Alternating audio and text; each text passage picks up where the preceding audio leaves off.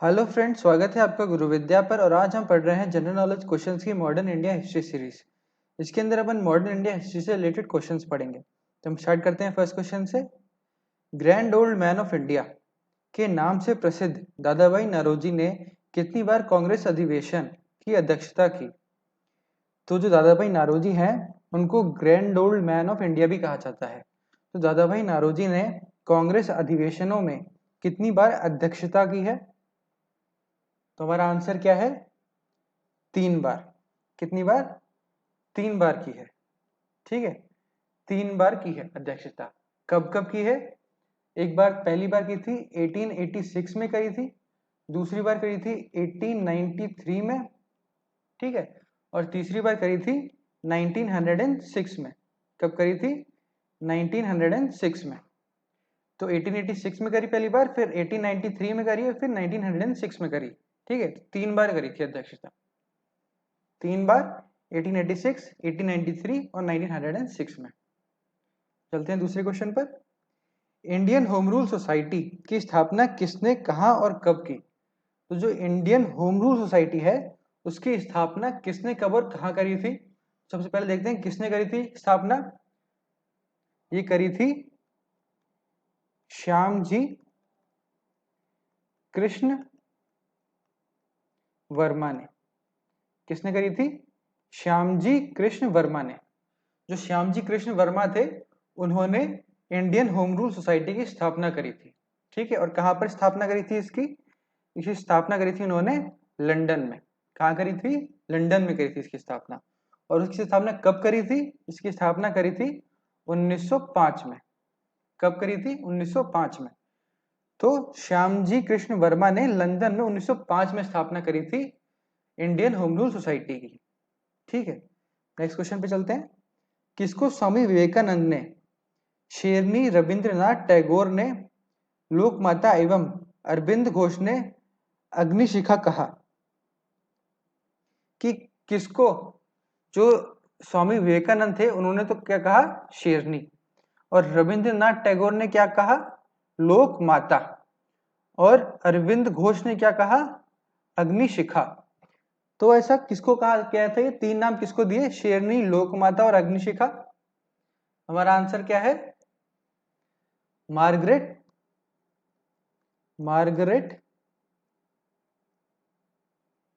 Nobel. जो Margaret Noble थी उनको कहा गया। इनको और किस नाम से जाना जाता है? सिस्टर निवेदिता। किस नाम से? सिस्टर निवेदिता के नाम से भी जाना जाता है इनको। ठीक है, क्या है? मार्गरेट नोबल या सिस्टर निवेदिता को कहा गया है ये। ठीक है, मार्गरेट नोबल या फिर सिस्टर निवेदिता को ये कहा गया था। आगे चलते हैं अब हम नेक्स्ट क्वेश्चन पर। विभाजन करो और जाओ यानी डिवाइड एंड क्विट का नारा किसने दिया था? कि विभाजन करो और फिर जाओ। तो ये नारा किसने दिया था? ये नारा दिया था मुस्लिम लीग ने। ये नारा मुस्लिम लीग ने दिया था। 1940 में दिया, 1943 में दिया गया था। कब दिया गया था? कहाँ दिया गया था ये? कराची अधिवेशन के टाइम पर। कराची अधिवेशन के टाइम पर ये दिया गया था। ठीक है, तो मुस्लिम लीग ने नारा दिया था 1943 में और कराची अधिवेशन के टाइम पर दिया था ये नारा। ठीक है, क्या नारा था? डिवाइड एंड क्विट, कि विभाजन करो और जाओ। उन्होंने क्या कहा था ब्रिटिशर्स को? कि तुम तो हमारा विभाजन कर दो और फिर जाओ, कि हमको भारत और पाकिस्तान में डिवाइड करो और जाओ।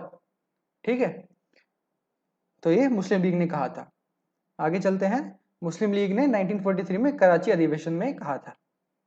Next question. स्वतंत्रता प्राप्ति के समय भारतीय राष्ट्रीय कांग्रेस के अध्यक्ष कौन थे? तो जब स्वतंत्रता प्राप्त हुई थी हमें, उस टाइम पे भारतीय राष्ट्रीय कांग्रेस के अध्यक्ष कौन थे? तो हमारा आंसर क्या है? आचार्य जे बी कृपलानी। कौन थे? आचार्य जे बी कृपलानी। जो आचार्य जे बी कृपलानी थे वो थे उस टाइम पर भारतीय राष्ट्रीय कांग्रेस के अध्यक्ष। ठीक है, आचार्य जे बी कृपलानी। आगे चलते हैं नेक्स्ट क्वेश्चन पर। भारतीय राष्ट्रीय कांग्रेस को अल्पमत का प्रतिनिधि किसने कहा था? तो भारतीय राष्ट्रीय कांग्रेस को अल्पमत का प्रतिनिधि किसने कहा है? तो हमारा आंसर क्या है? लॉर्ड डफरिन ने। जो लॉर्ड डफरिन थे उन्होंने कहा है अल्पमत का प्रतिनिधि किसको? भारतीय राष्ट्रीय कांग्रेस को, जो उस टाइम के वॉइसरॉय थे, उस टाइम के वो वॉइसरॉय थे। ठीक है, उस टाइम पे वो लॉर्ड डफरिन वॉइसरॉय थे, जिस टाइम उन्होंने कहा था क्या कि भारतीय राष्ट्रीय कांग्रेस क्या है? अल्पमत का प्रतिनिधि है, अल्पमतों की। ठीक है, लॉर्ड डफरिन ने, तात्कालीन वॉइसरॉय ने। आगे चलते हैं अब हम। किस अंग्रेज को हर्मिट ऑफ शिमला जैसी आदर सूचक संज्ञा दी गई थी? तो किसको कहा गया था हर्मिट ऑफ शिमला? किस अंग्रेज को कहा गया था? तो हमारा आंसर क्या है? जो कांग्रेस के संस्थापक थे। कौन थे कांग्रेस के संस्थापक? ए ओ ह्यूम। जो ए ओ ह्यूम थे कांग्रेस के संस्थापक, उनको क्या कहा गया था? Hermit of Shimla. ठीक है, उनको हर्मिट ऑफ शिमला कहा गया था। आगे चलते हैं अब हम। कांग्रेस के संस्थापक ए ओ ह्यूम को कहा गया था। नेक्स्ट क्वेश्चन, पहले ब्रिटिश सम्राट जो भारत यात्रा पर आए, तो पहले ब्रिटिश सम्राट कौन थे जो भारत यात्रा पर आए थे? तो वो कौन थे? George fifth. जॉर्ज फिफ्थ थे जो पहली बार भारत यात्रा पर आए थे। ठीक है, जॉर्ज पंचम यानी जॉर्ज फिफ्थ। ठीक है, नेक्स्ट क्वेश्चन पे चलते हैं अब हम। भारत को स्वतंत्रता प्राप्ति के समय इंग्लैंड में क्लीमेंट एटली के नेतृत्व में किस राजनीतिक दल की सरकार सत्तारूढ़ थी? तो जब भारत को स्वतंत्रता मिली थी तो उस टाइम इंग्लैंड में किसकी पार्टी थी? कौन सी पार्टी थी पावर में? तो उस टाइम पे थी लेबर पार्टी। लेबर पार्टी थी उस टाइम सत्ता में इंग्लैंड में। ठीक है, तो उस टाइम लेबर पार्टी की सरकार थी, लेबर पार्टी की सरकार। आगे चलते हैं अब हम। ब्रिटिश शासन को समाप्त करने के लिए कूका आंदोलन कहाँ हुआ था? जो ब्रिटिश शासन को समाप्त करने के लिए जो कूका आंदोलन हुआ था वो कहाँ हुआ था? हमारा आंसर क्या है? पंजाब में। कहाँ हुआ था कूका आंदोलन? पंजाब में हुआ था। ठीक है, पंजाब में। नेक्स्ट क्वेश्चन पे चलते हैं अब हम। 1919 में अखिल भारतीय खिलाफत कांग्रेस किस स्थान पर आयोजित की गई थी? तो जो अखिल भारतीय खिलाफत थी, अखिल भारतीय खिलाफत कांग्रेस किस स्थान पर आयोजित की गई थी 1919 में? तो ये हुई थी दिल्ली में। ये कहाँ आयोजित हुई थी?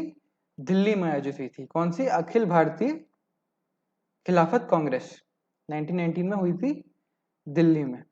ठीक है, नेक्स्ट क्वेश्चन पर चलते हैं अब हम। मैक्सवेल ब्रूमफील्ड जांच के संपादक कौन थे? जो मैक्सवेल ब्रूमफील्ड जांच थी उसके संपादक कौन थे? हमारा आंसर क्या है? बाल गंगाधर तिलक। ठीक है, कौन थे? जो मैक्सवेल ब्रूमफील्ड जांच हुई थी उसके संपादक कौन थे? बाल गंगाधर तिलक थे। ठीक है, बाल गंगाधर तिलक। नेक्स्ट क्वेश्चन पे चलते हैं अब हम। केशव चंद्र सेन ने किस संगठन की थी? जो केशव चंद्र सेन थे उन्होंने किस संगठन की नेतृत्वता की थी? तो किस संगठन की थी? ब्रह्म समाज की। जो ब्रह्म समाज था उसकी नेतृत्वता की थी किसने? केशव चंद्र सेन ने। किसकी की थी? ब्रह्म समाज की। ठीक है, अब हम चलते हैं नेक्स्ट क्वेश्चन पर। आजाद हिंद फौज के किन किन नेताओं पर लाल किले में मुकदमा चलाया गया? तो जो आजाद हिंद फौज थी उसके किन किन नेताओं पर लाल किले में मुकदमा चलाया गया था? हमारा आंसर क्या है? पहले तो थे शहनबाज खां। कौन थे पहले? शहनबाज खां। ठीक है, दूसरे कौन थे? गुरदयाल सिंह ढिल्लो। कौन? गुरदयाल सिंह ढिल्लो। और फिर तीसरे कौन थे? प्रेम सहगल। तीसरे थे प्रेम सहगल। ठीक है, तो इन 3 पे मुकदमा चलाया गया था। ये किसके मेंबर थे? आजाद हिंद फौज के। तो पहले तो थे शहनबाज खां, दूसरे थे गुरदयाल सिंह ढिल्लो और तीसरे कौन थे? प्रेम सहगल। इन पर लाल किले में मुकदमा चलाया गया था। ठीक है, शाहजहां खां, गुरदयाल सिंह ढिल्लो और प्रेम सहगल। हम लास्ट क्वेश्चन पे चलते हैं इस वीडियो के। रॉयल इंडियन नेवी ने कब विद्रोह किया था? तो जो रॉयल इंडियन नेवी थी उसने विद्रोह कब किया था? हमारा आंसर क्या है? फरवरी 1946 में। फरवरी 1946 में जो रॉयल इंडियन नेवी थी उसने विद्रोह कर दिया। ठीक है, फरवरी 1946 में किया था विद्रोह, फरवरी 1946 में। ठीक है, तो इसी के साथ हमारे इस वीडियो के सारे क्वेश्चंस कंप्लीट होते हैं। उम्मीद है कि आप लोगों ने कुछ नया सीखा। अब मिलेंगे नेक्स्ट वीडियो में नए क्वेश्चंस के साथ। तब तक के लिए धन्यवाद।